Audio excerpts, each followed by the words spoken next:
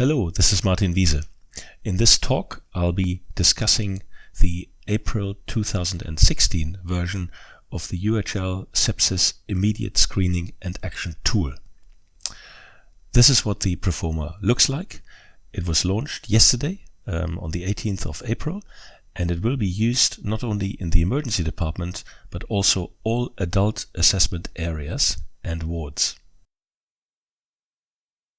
An update to the UHL sepsis guidance became necessary because in February of this year, an expert panel led by Professor Mervyn Singer from UCLH published new international consensus definitions of sepsis and septic shock, known as Sepsis 3.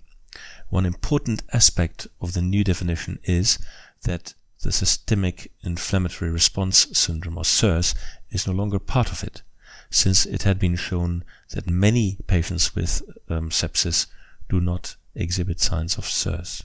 So you would be missing a substantial number of patients. The UK Sepsis Trust has also updated its guidance, removing raised lactate from the list of criteria for red flag sepsis. Red flag sepsis, of course, is a construct that serves as a proxy for severe sepsis in acute areas where laboratory criteria of organ dysfunction are not immediately available. Furthermore, the NICE sepsis guideline has just come out as a consultation draft with implications for the involvement of critical care. The full guideline is expected to be published this summer. The UHL Sepsis Committee has also worked hard to make the Proforma more user-friendly and entered into a collaboration with Kettering General Hospital. So let's look at the Proforma in a bit more detail. There are now tick boxes, and this will hopefully make documentation of key parameters a lot easier. As I said, SIRS is gone. Sepsis should now simply be considered in the differential diagnosis of all patients with a NUS of 3 or more, or those who simply look sick. Anyone who's been around acutely ill patients for long enough will, of course, recognize that looking sick is part of the gestalt of critically unwell patients that can be recognized by experienced healthcare professionals. Whenever there's a clinical suspicion of sepsis, a rapid primary survey, in other words an ABCDE assessment, should be performed to pick up signs of red flag sepsis. As already mentioned, raised lactate has been dropped from the list of criteria. Sepsis most commonly occurs in older patients who may be very frail, so the escalation of care required to manage red flag sepsis is not always in the patient's best interest. Let's now look at some aspects of the Sepsis 6 bundle, which can be found on the back of the Proforma. Action 2 of the Sepsis 6 bundle is about more than just blood cultures. For example, an early CT is very important in suspected abdominal sepsis. Doctors prescribing meropenem in resus should draw up and administer the drug themselves if a nurse is not immediately available to do this. You can watch a 5-minute video clip on how to correctly draw up and administer meropenem on the EM3 website. A repeat venous blood gas should always be taken after the fluid challenge has been completed or within an hour. This is often forgotten but absolutely vital to help assess response to treatment. Criteria for intensive care referral are listed at the bottom.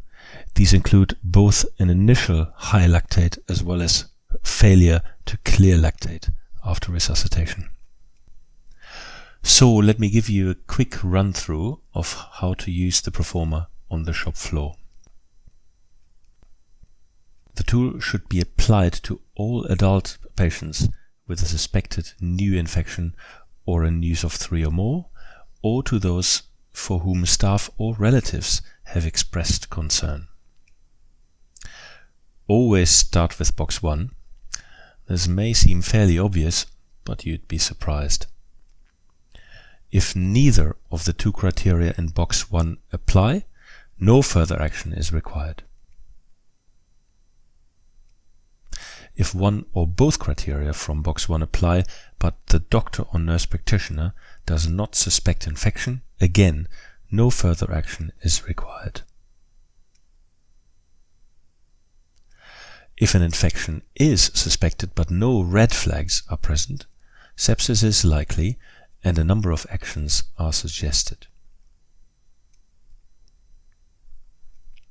If an infection is suspected and red flags are present, the clock starts ticking. We only have 1 hour from the time of arrival to complete the entire sepsis 6 bundle, and there is often not much time left at the point where red flag sepsis has been recognized.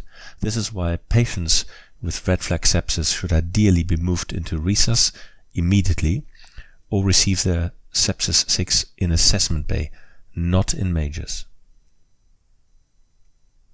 Please mark every patient who received meropenem by placing an SOS sticker on the front of the notes. Those stickers can be found in the drug cupboards, in the sepsis boxes, and in the sticker books, the ones that also contain the fracture clinic stickers. Why do we need to do all this?